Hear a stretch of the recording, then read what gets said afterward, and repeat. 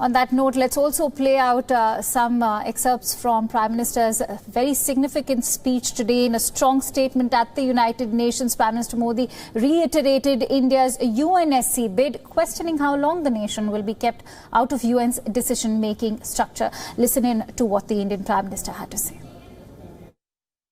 Today, the people of India are concerned whether this reform process will ever reach its logical conclusion.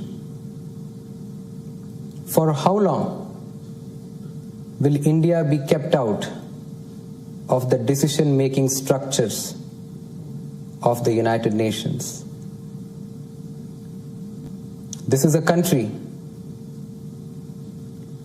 which is the largest democracy of the world. This is a country with more than 18% of the world population. The Indian Prime Minister also questioned the role of the United Nations in the pandemic response of the world. Listen in to what Prime Minister said. पिछले 8-9 महीने से पूरा विश्व corona वैश्विक महामारी से संघर्ष कर रहा है। इस वैश्विक महामारी से निपटने के प्रयासों में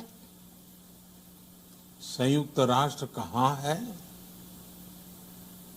एक प्रभावशाली रिस्पांस कहां है? अध्यक्ष महोदय, संयुक्त राष्ट्र की प्रतिक्रियाओं में बदलाव, व्यवस्थाओं में बदलाव, स्वरूप में बदलाव आज समय की मांग है।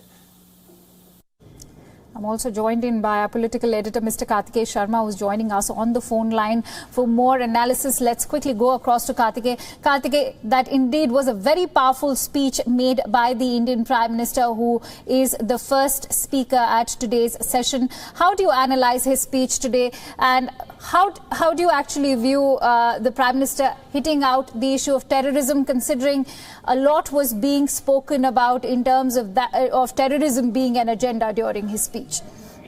You see, there are a couple of themes which have been very, Prime Minister Narendra Modi has been consistent. One is terrorism, and the second is the reforms in the United Nations. People forget that this is not sort of a knee-jerk reaction. Prime Minister has chosen to make the issue of terrorism, and Prime Minister has chosen to make the issue of structural reforms in United Nations a very important theme. I remember, it is a long time back, but now can be shared in public. In 2015, Prime Minister went through a set of interactions with journalists, and I also had the opportunity to meet him over the period, period where he met a number of journalists at late Arun Jaitley's residence. And one of the questions which propped up was on UN. And Prime Minister suddenly said that, why don't you ask me anything about UN reforms? I have been asked a lot of questions on what India intends to do vis-a-vis Pakistan, Afghanistan, other countries. I think the question you people need to ask me is about reform. And then Prime Minister spoke to us for 15 to 20 minutes in 2015 about what should be India's place in the United Nations. So I think this is something which is very close to Prime Minister Narendra Modi's heart, that India must have its place in the high table of the world politics. India must have a place in United Nations, not just because of the fact that it's a big country, it's populous, but because of the contributions it has made. India is probably one of the countries which has never started a war on its own. India is one country which has been very steadfastly committed to the message of peace, non-interference in other countries. India has been a victim of terrorism. Look at the difference of language between Imran Khan and Prime Minister Modi. That's exactly what I was coming to, Karthikeya. How do you analyze India's stance, and how dignified do you think was the speech, considering, unlike Imran Khan, the Indian Prime Minister did not rake up any territory disputes. He did not name any country. He did not name any particular world leader. And it was yesterday only that the US, Russia and China were in fact trading allegations over the politicization and responsibility of the pandemic. Yes, very rightly asked. Akanksha, if you want to be a big leader, you have to behave like a big leader. And Prime Minister Narendra Modi behaved like a big leader. If you look at even in a very bipartisan approach, if you look at the speeches of the Chinese premier or the American president, there were big issue speeches despite subtle indications to what their national interest was. Like, for example, if even for the China to say we are not interested in hot and cold war, we know that what China has done in Ladakh, but then there were broad sweeps, So Prime Minister Narendra Modi addressed big issues. The reason why I'm giving these examples is that if you are a big leader, you address big issues. Small leaders will address small and regional issues. Prime Minister has behaved like a big leader. He has spoken about the big issues. He has spoken about the larger issues. And the most important issue is the structural reform of the United Nations. United Nations is a product of the World War II and Bretton Woods institutions.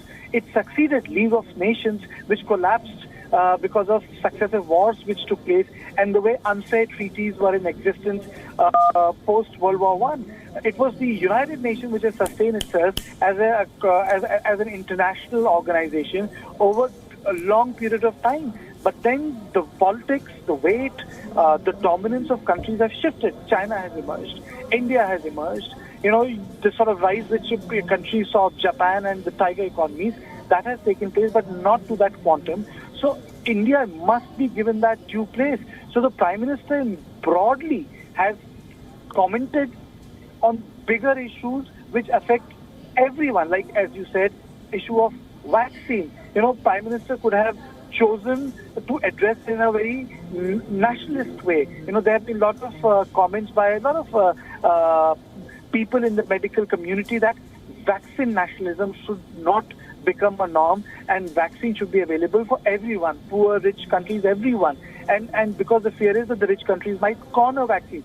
But the Prime Minister, if you look at the way he spoke on the issue of vaccine, it was from a humanistic perspective. He did not speak from just New Delhi's perspective. He spoke from a global perspective of the contribution, of ability of India to help mankind, humankind, fight the problem of COVID-19. So I think for me, the depth of the speech lay in the fact that it was very global in nature, it was very diverse, and it spoke of, it had broad brushes, It wasn't, to use the word, very limited in the way in which Imran Khan raised issues, half of which were actually non-factual.